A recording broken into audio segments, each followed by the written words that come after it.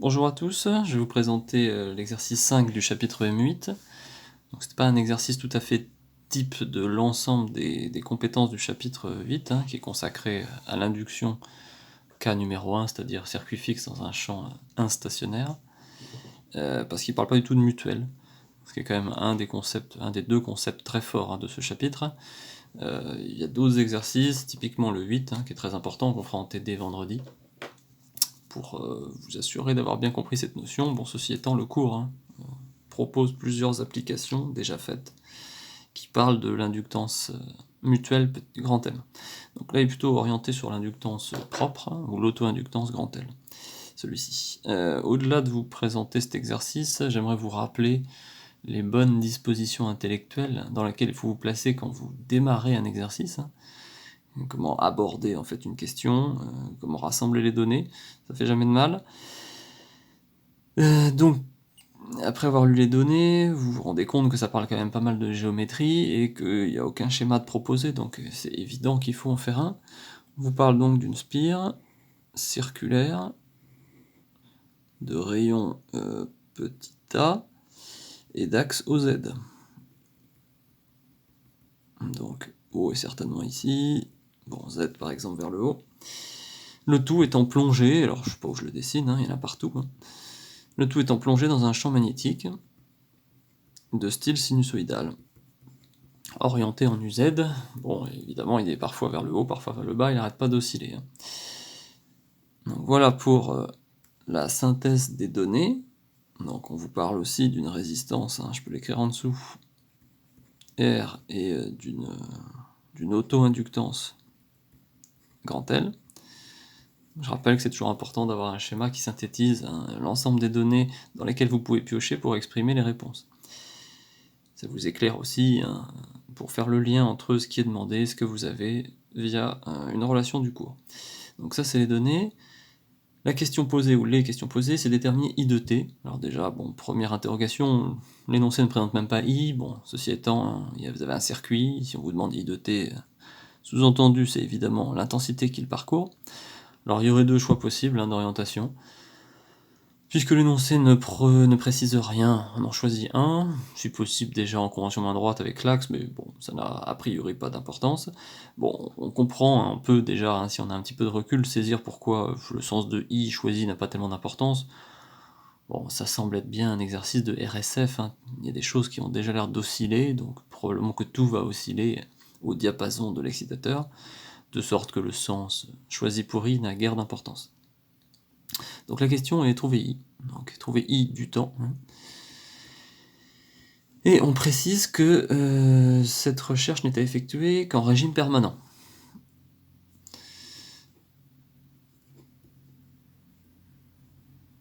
Donc en régime permanent, en précisant le temps caractéristique au bout duquel on s'y trouve.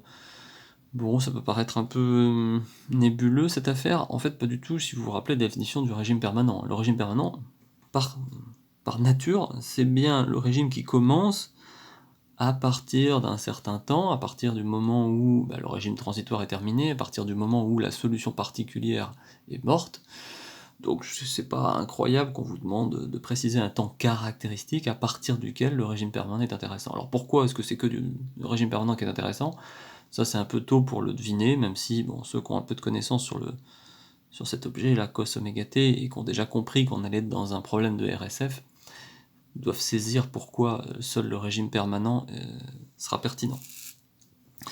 Donc voilà le problème. Alors comment l'aborder ? On peut se dire que I de t, trouver I de t, c'est faire de l'élec. Bon, en l'occurrence, c'est pas une mauvaise idée. Bon, il n'y a pas de graphe de charge, donc c'est pas forcément un lien entre Q et I qu'il va falloir trouver. Non, on a un circuit, d'accord, on vous demande l'intensité qui y parcourt, bon, probablement qu'il va falloir faire de l'élec à travers un schéma électrique. Bon, ça c'est presque certain qu'il va falloir passer par un schéma électrique. Ensuite, bon, ça suffit pas, c'est bien gentil de faire un schéma, mais quelle loi utiliser, quelle propriété du cours ? Il n'y a pas de lien direct entre I et B, donc ça c'est pas forcément une bonne idée là, de vouloir fouiller dans son esprit jusqu'à temps de trouver un lien direct entre ce qu'on cherche et la seule donnée qu'on semble avoir. Non, là il faut prendre un peu de recul et comprendre la physique en fait, puisqu'il n'y a rien d'évident entre les données et la grandeur recherchée. Il faut comprendre un petit peu ce qui se passe. Et de manière générale, c'est quand même jamais une mauvaise idée d'essayer de saisir la physique des choses avant de passer page après page vos fiches de synthèse pour trouver et tomber par bonheur sur la relation miracle. Qu'est-ce qui se passe dans cet exercice? On a un bout de métal fermé, donc une spire, un circuit fermé, soumis à un champ B qui dépend du temps. Alors, tout de suite, vous devez tilter, ça fait de l'induction. On est dans une des situations d'induction, en l'occurrence le circuit fixe. On peut déjà commencer à le noter. On est dans la situation d'un circuit fixe soumis à un champ magnétique dépendant du temps. Donc ça, c'est certain qu'il va y avoir création d'une FEM. Je vous rappelle que la FEM est une tension, d'accord ? Donc une tension aux bornes. Bon, s'il y a une tension dans un circuit fermé, puisqu'il est fermé, eh bien I va devenir non nul, d'accord ? I va prendre une valeur du fait de ces phénomènes d'induction. Donc le parcours intellectuel qui va vous mener à la solution, il va consister nécessairement à parler de cette chose-là, d'accord ? Puisqu'il y a induction et que c'est elle qui est à l'origine des courants et qu'on vous demande l'expression de ces courants, il faudra évidemment passer par l'expression de la FEM. On ne voit pas comment on peut faire autrement. Bon, en l'occurrence, c'est la seule formule de tous les chapitres sur l'induction. Une fois qu'on aura la FEM, petit e, là, vous savez que ça permet du coup ça de faire de l'élec sur un schéma. Puis après, la suite de l'exo, ça sera et de l'élec, et puis certainement des maths, de cet élec très simple en général, parce que vous voyez bien qu'il n'y a qu'une maille, ici, c'est un seul circuit. On va certainement tomber sur une équation en I, et de cette équation en I, on verra les traitements mathématiques à faire pour arriver à I. D'accord ? Mais en fait, voilà, l'étude préliminaire de l'exercice se fait à travers la physique des choses. Un circuit soumis à un champ B qui dépend du temps, ça fait de l'induction, l'induction, ça fait des tensions, une tension dans un circuit fermé, ça fait des courants. Donc, c'est parti pour petit e, la FEM. Donc là, effectivement, il y a deux façons de procéder. Tout dépend comment, j'en ai un petit peu parlé dans le cours, comment on traite le phénomène d'auto-inductance. A priori, tout ce que j'ai écrit là, c'est par rapport au champ B de T extérieur. D'accord ? Cette spire est soumise à un champ B qui n'a rien à voir avec elle, elle est plongée dans un champ B qui vient de l'extérieur. Bon. Ça suffit pour dire qu'il y a de l'induction et pour créer une FEM. Mais c'est pas tout, puisque, étant donné que des courants vont apparaître dans la spire, et qu'un courant, ça crée du champ B, et bien forcément, il va y avoir un nouveau champ B, qui serait le champ B induit, propre à la spire, qu'elle va capter elle-même, en propre, d'une certaine manière. Bon, ce phénomène-là, puisque I dépend du T et dépend du temps, étant donné que B dépend du temps, ça va créer aussi un phénomène d'induction, puisque la spire créant un nouveau champ B qui dépend du temps, elle est à nouveau soumise à un phénomène d'induction, qu'on appelle l'auto-induction, puisque tout se passe en propre. C'est I qui crée son propre champ B, qui capte à travers son propre contour, son propre champ B. Donc a priori, il y a deux phénomènes d'induction, et donc on peut se poser la question dès maintenant de savoir comment on traite le phénomène d'auto-induction. Donc là, je vous dis, dans le cours, il y a deux façons de faire. Je dirais que la plus naturelle, et peut-être la moins risquée, c'est de considérer grand L comme vous l'avez toujours fait. Si on vous dit dans un circuit il y a grand L, il y a une auto-inductance, il y a une bobine, tout ça est synonyme, vous rajoutez un petit schéma de bobine, d'accord, dans le schéma électrique équivalent. Puis vous traitez ça comme une résistance, comme un condensateur, comme un composant parmi d'autres. D'accord. Ça c'est la première option, je dirais la plus ancienne, c'est la version ELEC. D'accord. Le cours vous dit que tous ces phénomènes très compliqués d'auto-induction, il ne faut surtout pas se lancer dans l'idée de calculer le champ B créé par ce courant I, puis en intégrer le flux. Bon, tout ça est résumé, toute la complexité des phénomènes d'auto-induction est résumée dans L. Mais malgré tout, il y a quand même une façon électromagnétique de traiter ce phénomène-là, via la formule du cours qui vous donne le flux propre capté par la spire du fait du propre champ qu'elle crée, du champ à elle. Bon. En l'occurrence, on vous donne tout de suite, il y a un lien très simple entre le flux capté propre et le coefficient d'auto-inductance. Donc ça, c'est la version électroma. Donc là, il y a deux façons de faire, qui sont parfaitement équivalentes. Toute la difficulté est de ne pas compter deux fois le phénomène, comme je vous l'ai dit. Le problème de l'étudiant moyen, c'est qu'il voit L, alors il va rajouter L dans le circuit, et à la fois, comme il est bien intentionné, il se dit « Ah, même il y a de l'auto-induction, donc il y a une FEM d'auto-induction », puis patatras, du coup il a compté 2 fois le même phénomène, parce qu'il n'a pas assez de recul et qu'il ne saisit pas que ce qui se passe dans une bobine, dans elle, ça n'est rien d'autre qu'un phénomène d'induction. La bobine est un lieu du circuit où on exacerbe les phénomènes d'auto-induction. Ils existent partout et tout le temps. Mais au sein des bobines, ils sont particulièrement puissants et on fait délibérément enrouler le fil pour créer ces phénomènes. En tous les cas, c'est la même chose et il ne faut surtout pas le compter 2 fois. Donc on peut faire les deux versions. Je vais faire la version prise en compte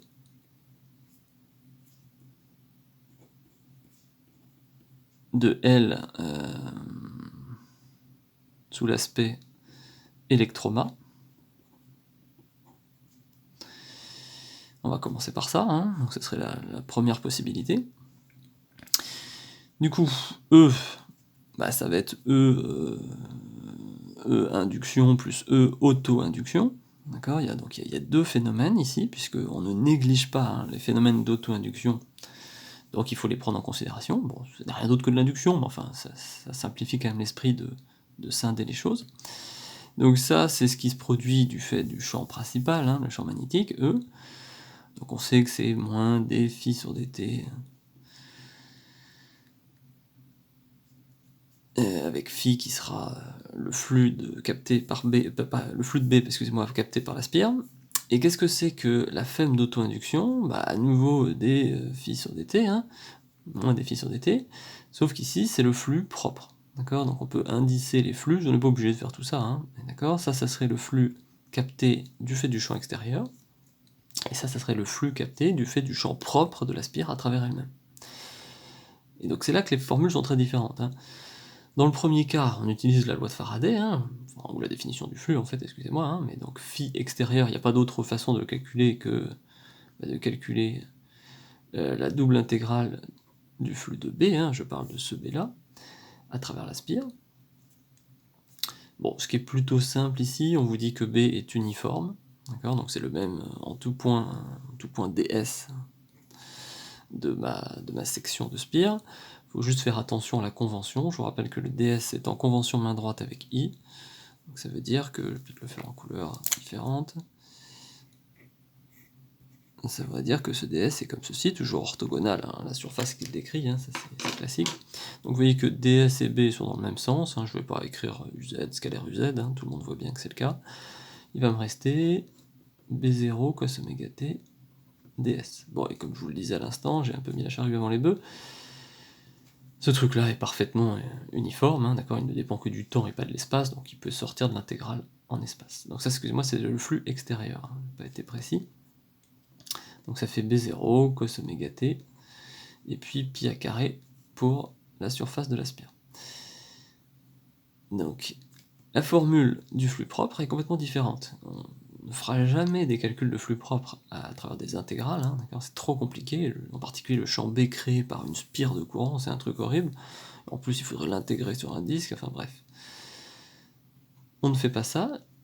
Là, il faut connaître son cours, c'est le principal apport en fait du chapitre M8, c'est de vous donner les expressions très simples des flux si vous avez les coefficients de mutuelle ou d'auto-inductance. Chaque fois, les flux sont le produit entre un coefficient, mutuel si vous interagissez avec un autre circuit, auto si vous agissez en propre, si vous interagissez avec vous-même. En l'occurrence, nous on est dans le cas d'un flux propre, donc ça va être le coefficient d'inductance fois le courant qui parcourt la spire, c'est normal, c'est bien I qui est à l'origine de ce champ B qui est capté et décrit par le flux propre. Vous voyez que ça n'a rien à voir en termes de complexité. Utiliser L et M, c'est vraiment neuneux, il faut juste faire attention, pour M en particulier, à la nature de l'intensité qui intervient, mais la formule est immédiate, d'accord. En fait, toute la complexité de la géométrie et de l'intégrale est fourrée dans le grand L. Donc si on vous donne un grand L ou un grand M, dans le cas d'une interaction entre deux circuits, il faut se dire qu'il n'y aura pas beaucoup de maths, d'accord, ça sera plutôt très simple. Donc voilà pour l'expression du champ E, de la FEM. Donc il n'y a plus qu'à dériver ça. Bon, vous voyez qu'évidemment un I peut dépendre du temps, il faut faire attention. Donc je vais d'abord dériver, excusez-moi, le premier. Donc j'ai cos oméga t, ça fait sin oméga t, fois oméga qui va tomber devant. Il y a déjà un moins, donc les deux moins vont s'annihiler. Voilà pour la dérivée du flux extérieur. Et moins la dérivée du flux propre, ça va donner moins L dI sur dt. Ok. Donc voilà pour le calcul principal finalement hein, d'un exercice d'induction, à savoir calculer la fm. Bon, on a fait attention à la première convention. Maintenant il faudrait passer au circuit électrique équivalent, hein, c'est ça l'objectif hein, ultime. Bon, il y a des exercices qui s'arrêtent là, mais ils sont plutôt rares. En général, l'objectif ultime, c'est toujours d'obtenir I, et pour passer d'une tension à une intensité, il faut faire de l'élec, et faire de l'élec, ça se fait via un schéma. Donc je vous rappelle qu'il faut faire attention à l'énoncé, bien prendre en compte tout ce qu'il vous dit être présent dans le système. Là, on vous dit qu'évidemment la spire résiste un minimum, un fil de cuivre. On vous dit, enfin vous avez déduit hein, qu'il y avait des phénomènes, et d'induction et d'auto-induction, bon, décrits par une femme totale petit e, qui est tout de suite, hein, je le mets en convention générateur avec E, c'est la deuxième convention, hein, I et DS et I et E. Bon, et c'est là qu'il faut pas faire l'étudiant moyen, hein, d'accord, là, il faut pas rajouter ici une bobine. D'accord. Alors que pourtant, quand on regarde ça, on voit RL, on se dit, ah bah tiens, une bobine en plus. Bon, non. Ça part d'un bon sentiment, mais vous l'avez déjà traité ici, la bobine. Vous l'avez déjà traité en décrivant le phénomène d'auto-induction. Donc dans la version électroma, où vous voyez tout sous l'aspect électromagnétique, le circuit se résume à ça.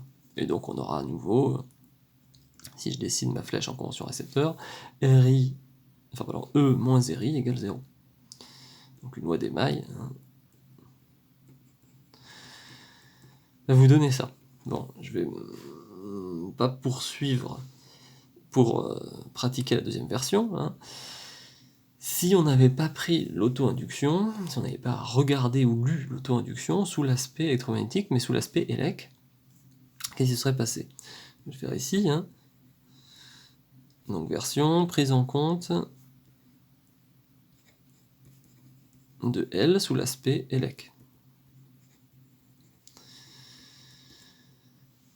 Si vous traitez L sous l'aspect élec et non pas électroma, il ne faut plus comptabiliser l'auto-induction comme un phénomène. Il sera déjà décrit par L. Donc évidemment, la femme ne se limite qu'au premier terme, je ne vais pas refaire le calcul, hein, ça va donner évidemment la même chose. Mais par contre, votre schéma électrique serait un peu plus compliqué, puisque vous auriez toujours évidemment la résistance, évidemment la femme, alors ça ne serait pas la même expression, hein, j'ai mis le même E, mais il faudrait faire attention, elle est plus courte, plus, étant donné qu'on vous dit qu'il y a présence d'un aspect inductif, auto-inductif, on rajouterait ça dans le circuit. Du coup, la loi des mailles sera un petit peu plus compliquée, hein. Je rajoute I, je fais mes flèches de tension convention récepteur auprès des objets récepteurs, hein, que sont R et L. Et la loi des mailles, cette fois-ci, il faut connaître ces petites lois caractéristiques. Hein. Je sais que vous êtes habitué plutôt à faire du RSF, hein, donc tout avec des impédances. Pas forcément ici le bon choix, enfin disons que c'est pas forcément ce qui est attendu par le correcteur, là on est plutôt en régime a priori libre. Hein. Bon. Donc il faut connaître les lois caractéristiques du style U égale RI aux bornes d'une résistance ou U égale LDI sur dt aux bornes d'une bobine. Ce sont les lois caractéristiques des composants de base de l'électronique. Donc si on tourne en faisant une loi d'émail, on va avoir E moins LDI sur dt, parce que je prends la flèche dans le mauvais sens, moins RI égale 0.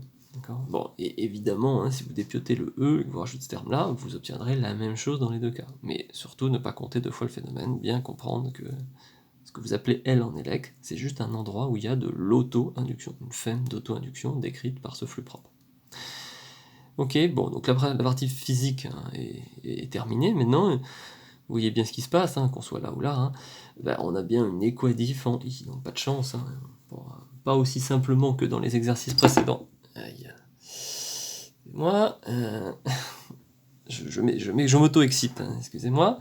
On ne pourra pas isoler comme dans l'exercice précédent I égale. Hein. On voit bien que I vérifie une équadif plus compliquée où il apparaît sous forme de sa dérivée, de sa fonction, etc. Donc il faut trouver l'équadif. Bon, je referme cette parenthèse-là, elle n'apporte rien, hein, c'est l'une ou l'autre. Vous choisissez celle qui vous plaît le mieux. Sachant que dans beaucoup d'exercices aussi, vous avez une phrase du style « on néglige tout effet d'auto-induction ». Dans ce cas-là, il n'y a pas de L dans le circuit, et il n'y a pas de femme d'auto-induction dans la loi de Faraday. D'accord ? Donc là, je poursuis. si je réécris en détaillant, ça fait B0 oméga pi à carré sin oméga t égale, je vais passer RI de l'autre côté, je vais passer LDI de l'autre côté, ça fait RI plus LDI sur dt. Bon, ce qu'on peut réécrire sous forme canonique, DI sur dt plus R sur LI égale B0 oméga pi à carré sur L sin oméga t. Bon. Donc voilà le point d'étape important, hein. On a l'équadif, l'équation vérifiée par I.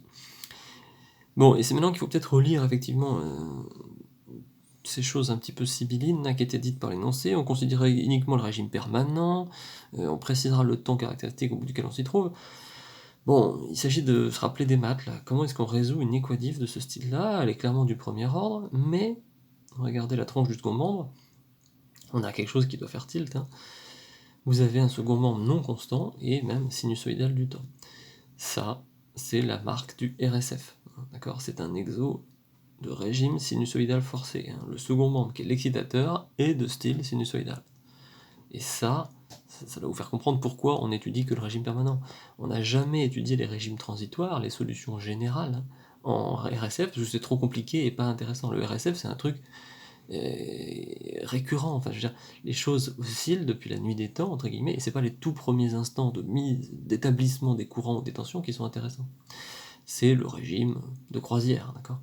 Voilà pourquoi on ne va certainement pas s'amuser à calculer la solution générale, là, à exponentielle moins t sur tau, mais qu'on va adopter la méthode du cours, chapitre M7, je crois, sur la méthode des complexes. D'accord? Une équadif de ce style-là aurait pour solution, on peut l'écrire, hein, ça serait I général plus I particulier, mais ça tend vers 0 au bout de 5 taux, hein, d'accord, enfin, 3 taux, 10 taux, peu importe. On sait que, étant donné l'identité des signes devant les coefficients de la partie générale, hein, de la partie homogène de l'équation, hein, puisque j'ai que des signes plus, la solution générale va converger, hein, ça va être une exponentielle qui va mourir, au bout de quelques fois la valeur du temps caractéristique, et on vous demandait dans l'exercice de l'exprimer, hein, par homogénéité, vous voyez que I sur T, ça fait L sur R. Donc au bout de quelques L sur R, cette solution générale tend vers 0, de sorte qu'il ne reste plus que la solution particulière. Et là j'embraye sur le chapitre M7, je vais y arriver, sur la méthode des complexes. On sait d'avance que la solution particulière dans une équadif dont le second membre est en sin oméga t, elle est du style une amplitude, en général on prend plutôt cos que sin, mais ça ne changerait rien, oméga imposé par l'excitateur du temps plus une phase. Et que les vrais inconnus du problème, c'est ça. D'accord? Je sais d'avance et je n'ai pas besoin d'écrire un long roman pour justifier la forme mathématique de ma fonction. Second membre sinusoïdal oméga, la fonction solution est forcément sinusoïdale de même pulsation. Tout ce qui reste à trouver, hein, c'est ce qui se cache derrière trouver I de t, hein, de l'énoncé. Ce qui reste à chercher, c'est l'amplitude et la phase en fonction de la pulsation d'excitation, comme toujours.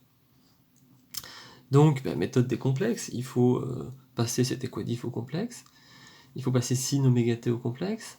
Donc là, il y a une petite astuce, une petite embrouille, hein, je vous rappelle. Alors, en général, c'est souvent cos oméga t, là, pas de chance, c'est sin oméga t. Donc, on peut l'écrire comme ça, hein, donc création des complexes. À I, on va associer un complexe qui va s'appeler I bar, qui s'appellerait IM bar EJ oméga t. Je prends déjà la forme compactée avec ici IM J phi, hein. Et puis je sais qu'il va y avoir une forme en EJ oméga t qui va se simplifier partout. Et puis, ça c'est l'erreur classique aussi, hein, les gens passent I en I bar, mais ils passent pas le second membre en complexe. D'accord? Donc il faut trouver l'objet complexe dans la partie réelle d'un sinus. Je sais pas si vous vous en rappelez, mais c'est un petit peu moins évident. Si on prend EJ oméga t, ça marche pas, hein, parce que ça donnerait, comme partie réelle, ça donnerait cos oméga t. Donc en fait, il faut prendre moins J EJ oméga t. Si vous multipliez moins J par cos oméga t plus J sin oméga t, ça fait bien moins j cos oméga t plus sin oméga t. Plus sin oméga t est la partie réelle de ce morceau. Ça tombe bien, hein. La règle qui préside à la création des complexes, c'est que cet objet-là doit avoir pour partie réelle l'objet de départ. Donc, bon, c'est un cas un peu pénible, hein, d'accord. Quand c'est cos oméga t, on se contente de prendre ej oméga t. Enfin, la partie réelle est beaucoup plus facile à trouver en cos qu'en sin. Bon, bref, ça c'est une petite contrariété propre à cet exercice. On pourrait écrire une ligne en disant que l'équation est bien linéaire et qu'on a le droit de passer en complexe. Je vais vite. Vous allez avoir ici la dérivée de i bar, hein, une fois que je suis passé dans le monde des complexes. Là aussi, j'accélère un peu parce que j'ai plus beaucoup de place sur mon papier. En complexe, la dérivée de i bar, ça fait j oméga i bar, plus r sur l i bar, égale tout ce truc-là, avec le moins j qui est devant, je vais le mettre tout de suite, b0 au pied carré oméga sur l, e j oméga t. Comme à chaque fois, on va simplifier par e j oméga t, donc il y en a là-dedans, des e j oméga t, alors j'aurais pas dû le faire comme ça, c'est pas grave. Donc on va... Bon, je suis obligé de... Je vais le faire en vert, là, si je divise par e j oméga t à droite, il faut que je le fasse à gauche, mais du coup, diviser i bar par e j oméga t, vous voyez que ça ne vous laisse que i m bar. Je vais le rajouter en vert, c'est pas très joli, hein. Mais bon, si je fais ça, il y a ça qui apparaît. Ok, j'accélère parce que c'est des étapes anciennes de traitement d'une équatif en RSF, qui n'a rien à voir avec l'induction à proprement parler. Je vous rappelle qu'il faut passer par l'expression du sein des seins. Le sein des seins, c'est cet objet, l'amplitude complexe, qui détient les deux informations, amplitude et phase, condensées en lui. Donc il faudrait que je mette en facteur ces deux trucs-là, que j'ai four en dessous. Alors c'est pas très joli, mais bon, ça fait moins j, b0, oméga, pi à carré. Alors c'est pas oméga 0, c'est b0 oméga. Et ça fait j oméga plus r sur l. Donc voilà. On pourrait multiplier par L éventuellement, bon, c'est des broutilles tout ça. Il faut passer à la conclusion finale. Qu'est-ce que c'est que l'amplitude par rapport à l'amplitude complexe? Eh bien, le module. Il faut savoir passer au module un truc comme ça. Fraction de module, c'est module des fractions. Quand on passe au module, un tas de trucs multipliés entre eux, on peut dépioter le module en autant de morceaux qu'on veut. Donc moins j, le module de moins j, ça fera 1. Il va rester uniquement les réels positifs. Et en bas, on obtient la forme classique. Partie réelle au carré plus partie imaginaire au carré, sans mettre le j au carré, c'est l'erreur classique. Le tout enraciné, donc voilà la première partie de la réponse finale. Voilà l'amplitude. Et il me reste à faire la phase. La phase étant l'argument de cet objet. Donc je vais le faire là. Phi, c'est l'argument d'Ibn bar. Donc c'est compliqué. On pourrait soit mettre tous les j en haut, mais ça va faire un truc énorme, soit, ce que je vous conseille de faire, opter pour les propriétés algébriques de la fonction argument, qui dit que l'argument d'une fraction, c'est la soustraction de l'argument du numérateur et du dénominateur. Donc ça ferait quelque chose comme ça.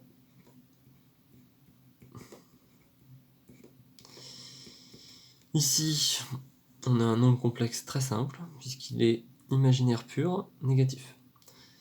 Ça, dans le cercle trigo, c'est tout en bas. Ça correspond à un angle de moins pi sur 2. Et puis, j'ai ici un nombre réel qui n'est pas trivial, un nombre complexe qui n'est pas trivial.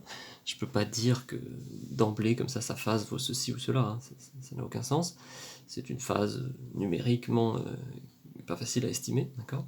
Donc là, il faut sortir l'artillerie lourde de l'arctangente, ce qu'on n'aime pas trop faire, mais qu'il est bon de savoir retravailler de temps en temps, pour des cas comme ça où on ne peut pas simplifier. Vous voyez que par exemple, si j'étais à très haute fréquence, si oméga était grand devant oméga r sur l, je simplifierais ça, et puis là je sortirais pas l'artillerie lourde pour trouver l'argument de j oméga, ça serait très simple. Mais bon, ça c'est un complexe un peu hybride, il y a vraiment une partie réelle non négligeable d'avoir la partie imaginaire et vice versa. Donc je vous rappelle que l'argument peut se convertir sous condition en arctangente, de la partie imaginaire sur la partie réelle, R sur L. Hein. Sauf que, chose souvent oubliée, il faut parfois, une fois sur deux en fait, hein, c'est plus que parfois, ajouter pi. Comment savoir si on ajoute pi ou non? En dessinant, en plaçant hein, ce nombre complexe dans le cercle trigo. Dans le plan complexe, excusez-moi, plutôt dans le cercle trigo. Donc vous voyez qu'il a une partie réelle positive et une partie imaginaire positive. Donc il est là, il est quelque part par là. Bon, ça fait bien partie des nombres complexes, je ne sais pas si on va voir, hein, qui sont entre moins pi sur 2 et pi sur 2, c'est-à-dire ceux que vous renverrez votre calculette hein, si vous écrivez arctangente de machin chose. Donc il n'y a pas besoin de rajouter pi. On ne rajoute pi que quand on a affaire à un nombre complexe qui est de ce côté-là hein, du plan complexe. Donc là je rajoute rien, je vais mettre plus 0 pour le correcteur, hein, qui comprenne bien que j'ai fait la réflexion sur l'opportunité de rajouter pi à la valeur d'arctangente. Donc voilà l'expression hein, de phi, je l'encadre pas, c'est ce truc là. Voilà pour cet exercice.